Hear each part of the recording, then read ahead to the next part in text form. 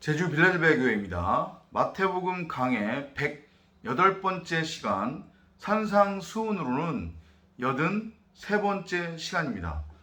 이 시간에는 마태복음 6장 27절, 28절, 29절 함께 살펴보도록 하겠습니다. Can worry make you live longer? Why worry about clothes? Look how the wild flowers grow. They don't work hard to make their clothes. But I tell you that Solomon, with all his wealth, wasn't as well clothed as one of them. 지난 시간에 이어서 연결되는 구절이고요. 역시 난해한 구절이라서 우리말 성경만 읽고서는 여러분들이 무슨 얘기인지 잘 이해가 안 되고 또 오해하기 쉬운 구절입니다. 너희가 걱정한다고 해서 더 오래 살 수 있겠느냐? 왜 너희는 옷을 걱정하느냐? 들에 핀 그 백합꽃을 한번 보아라. 어떻게 자라는지. 그 들에 핀 들꽃 백합화는 옷을 만들려고 수고하지 않는다.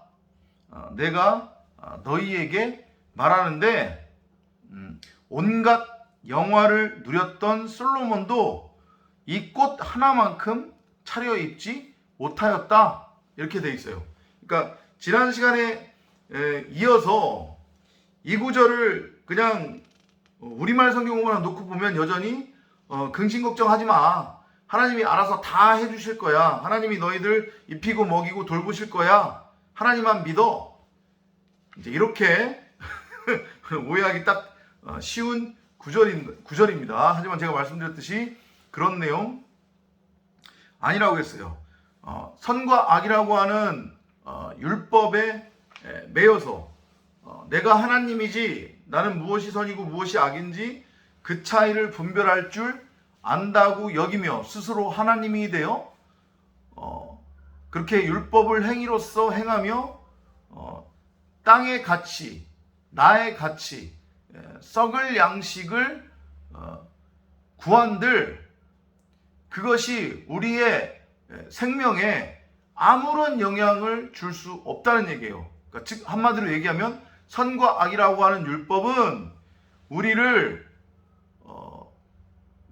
뭐라고 해야 돼? 우리에게 생명을 줄 수 없다는 얘기입니다. 한마디로 얘기하면 지금 여러분이나 저는 혼의 상태예요. 우리가 혼이라고 했습니다. 근데 이 혼의 상태로 죽으면 이 혼이라고 하는 것은 선과 악이라고 하는 율법에 지금 갇혀 있는 거니까 매여 있는 거니까 이대로 죽으면 그러니까 죽는다는 표현은 좀 성경적이지 않고 우리가 육신의 옷을 벗으면 이 혼은 그대로 흙으로 돌아가야 돼요. 그러니까 그 의미는 무엇이냐면 그냥 영원한 죽음이 되는 거예요. 호흡은 하나님께로 돌아갈 거니까. 그러면 그냥 혼 상태로만 남는 거란 말이에요. 그런데 여기에 하나님의 말씀이 덮여지면 곧 우리 안에 숨겨진 그 금은 보화로서의 하나님의 진리의 말씀이 빛으로 생명으로 성령의 역사를 통해 드러나면 밝히 드러나면 진리로 우리에게 깨달아지면 그것은 우리에게 생명을 주는 씨앗이 되기 때문에 우리가 하나님의 아들로 독생자로 나아지게 된단 말이에요. 그러면 우리는 영원히 죽지 않는 생명을 얻게 되는 거예요. 그 말씀 지금 하시는 거예요. 우리가 아무리 근심 걱정을 한들 아무리 좋은 약을 먹고 아무리 좋은 음식을 먹고 아무리 열심히 운동을 한들 결국 육은 언젠가는 흙으로 돌아가게 돼 있단 말이에요.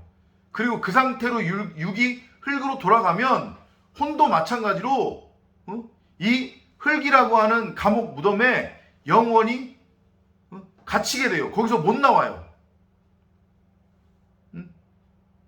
우리를 생명으로 만든 것은 바로 진리의 말씀이다.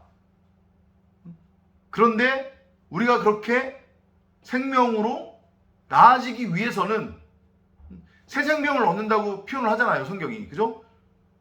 죽은 존재였으니까 이전까지는 우리가 이렇게 생명으로 나아지기 위해서는 옷이 필요한데, 그 옷은 어떤 옷이냐면 선과 악이라고 하는 율법의 행위를 통해